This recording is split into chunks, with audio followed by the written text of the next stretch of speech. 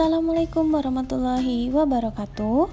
Selamat datang di kelas Sejarah Indonesia. Apa kabarnya anak-anak?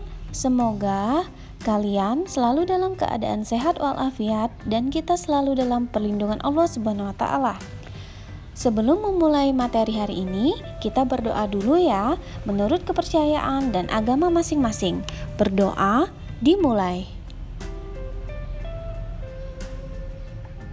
Berdoa selesai. Hari ini kita akan membahas materi mengenai konsep dasar sejarah. Ada yang sudah pernah tahu? Kalau belum, mari kita pelajari. Tujuan pembelajaran kita hari ini yang pertama, memahami makna sejarah. Yang kedua, menganalisis cara berpikir diakronis. Yang ketiga, menganalisis cara berpikir sinkronis. Dan yang keempat, menjelaskan unsur-unsur sejarah. Yang pertama, kita akan mempelajari pengertian sejarah. Sejarah berasal dari kata sajaratun dari bahasa Arab yang artinya pohon. Nah, kita akan mempelajari pengertian-pengertian sejarah dari beberapa ahli. Menurut Herodotus, sejarah sebagai sebuah kajian yang menceritakan jatuh bangun atau perputaran masyarakat, tokoh, dan bahkan sebuah peradaban. Beliau juga dikenal sebagai The Father of History atau Bapak Ilmu Sejarah. Dia yang pertama kali menulis sejarah tentang perang Yunani dan Persia dalam bukunya Historia. Sedangkan menurut Roslan Abdul Ghani, ilmu sejarah sebagai penglihatan 3 dimensi waktu, yaitu penglihatan ke masa silam, penglihatan ke masa sekarang, dan penglihatan ke masa depan. Sejarah memiliki keterkaitan antara masa lampau atau the past dengan masa sekarang atau the present dan masa depan atau the future, yang maksudnya adalah masa lalu akan memberikan pengalaman, masa sekarang mendorong pemikiran, sedangkan masa depan memberikan harapan. Kita lanjut ya ke cara berpikir diakronis. Cara berpikir diakronis adalah sesuatu yang melintas, melalui, atau melampaui dalam batasan waktu. Ciri dari cara berpikir diakronis berdasarkan kronologi atau mempelajari peristiwa sejarah berdasarkan sesuai urutan waktu terjadinya. Ciri dari cara berpikir diakronis sejarah memanjang dalam waktu tetapi terbatas dalam ruang. Nah, contohnya seperti berikut ini. Peristiwa-peristiwa berikut ini berdasarkan dengan urutan waktu terjadinya.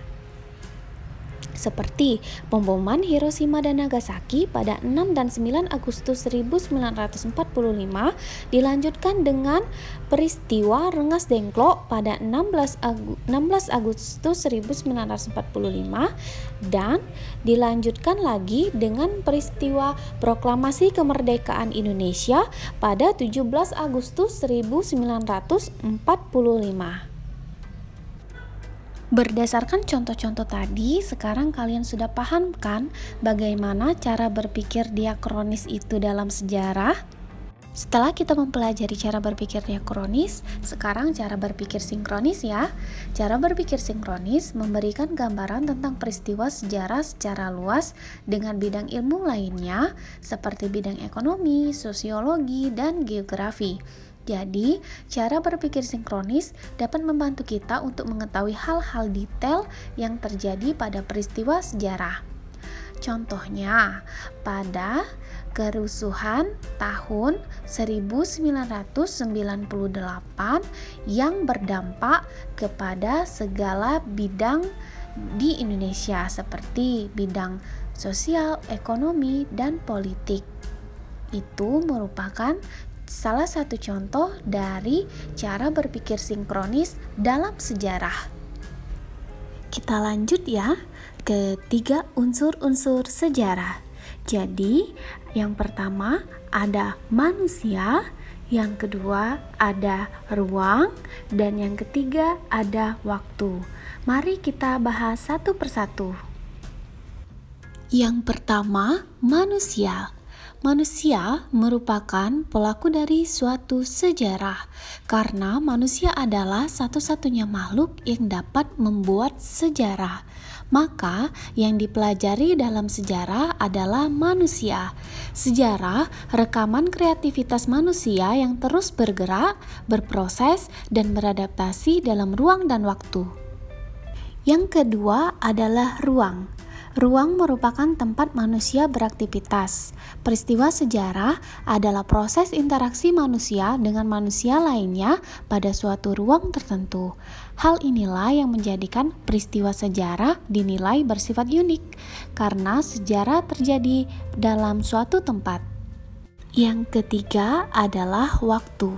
Waktu merupakan seluruh rangkaian proses, perbuatan, atau keadaan.